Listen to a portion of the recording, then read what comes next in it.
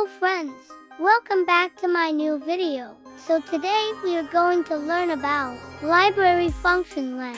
What is LEN and how it's used in CBasic. So let's go and come to the point. So here in the screen you can see, LEN returns the numbers of characters in a string, or the number of bytes required to store variable. And you can also see the example to understand LEN.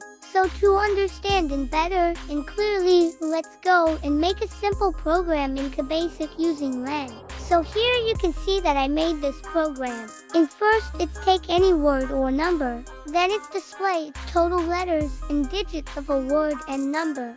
So let's go and run it.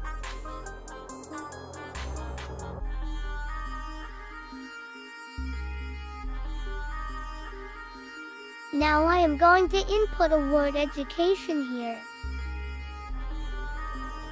And you can see the total letters of education is 9.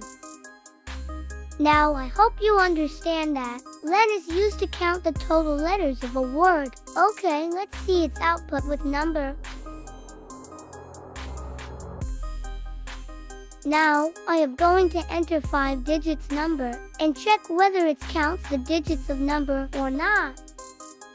Here you can see it counts its digits, and I hope that you understand that LEN is used returns the number of characters in a string, or the number of bytes required to store variable. Thanks for watching my video, and subscribe my channel Education by C-Boy. Yeah.